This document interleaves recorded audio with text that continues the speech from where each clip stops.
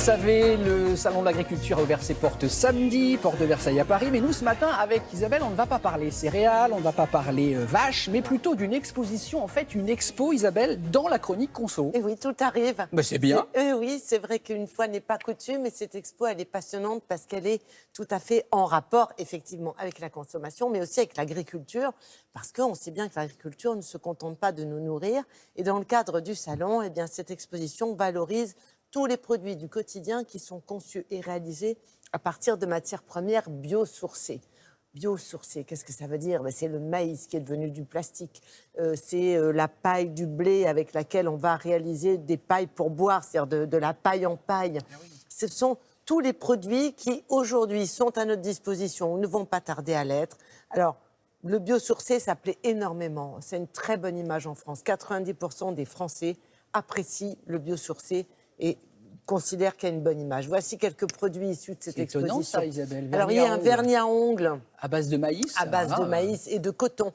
D'autres cosmétiques, par exemple un rouge à lèvres en pelure, en peau de pomme. Vous voyez, c'est un autre exemple assez intéressant. Ouais. Il y en a d'autres comme ça. On va vous en montrer quelques photos avec, par exemple, eh bien... qu'est-ce que je peux vous dire? Le popcorn, par exemple? Le popcorn, ça reste du maïs, bien joué, et ça se mange toujours. Là, le casque de vélo. Alors ça, ce casque de vélo, il est en lin. On va aussi trouver du tissu enduit de cire d'abeille qui va servir de film alimentaire. Vous voyez, il y a un sac, ce sac à main, ce sac en bandoulière. Il est en liège. Donc on va apprendre plein de choses, Isabelle. Donc on va apprendre plein de choses. Et puis on a découvert aussi un autre produit qui nous a trouvé particulièrement intéressant, c'est de la peinture qu'on achète en grande et moyenne surface pour rafraîchir les murs chez soi. Et cette peinture, elle est à base d'algues. Ah, j'aurais dit betterave quand on voit la couleur. Eh bien, ce sont des algues, et des algues évidemment bretonnes. Donc Xavier Serra s'est rendu sur place. Regardez.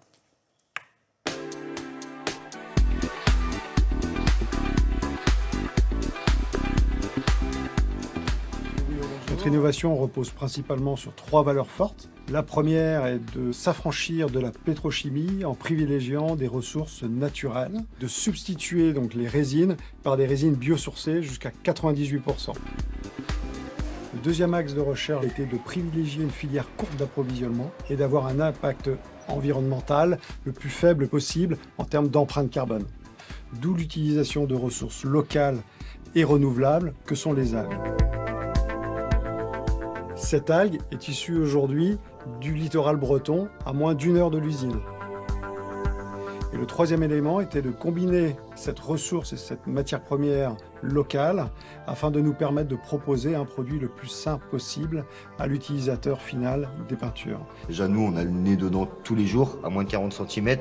Donc il faut vraiment qu'on essaye d'avoir aujourd'hui une peinture qui n'est pas nocive pour notre santé à nous. Cette peinture-là, elle est très bien. Niveau application, niveau odeur. Et plus on va être sur un produit sain, et mieux c'est pour eux, mieux c'est évidemment après pour l'environnement, pour les gens, pour le client, etc.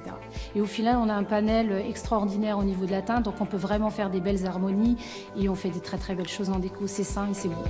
Ce qui nous permet aujourd'hui d'être privilégiés dans des crèches, dans des hôpitaux, à travers des milieux occupés pour mettre en avant la qualité de l'air intérieur des logements.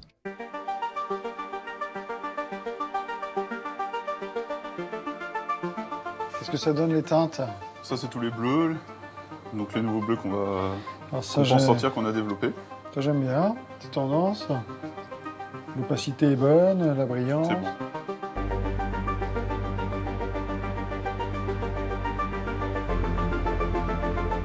Nos retours du client ici à Rennes, c'est que c'est une peinture qui est couvrante, sans odeur, écologique et en plus fabriquée en Bretagne, tout près de chez nous.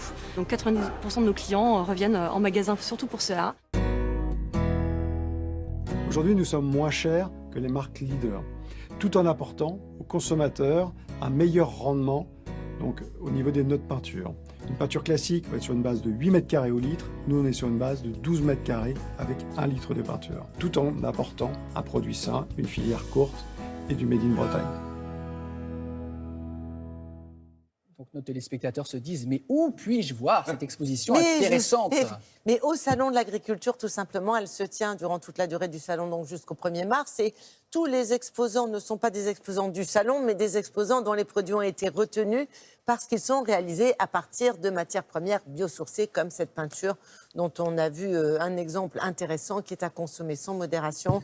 Et sur le salon, dans l'expo, donc, il y a à peu près une vingtaine d'entreprises et une trentaine de produits.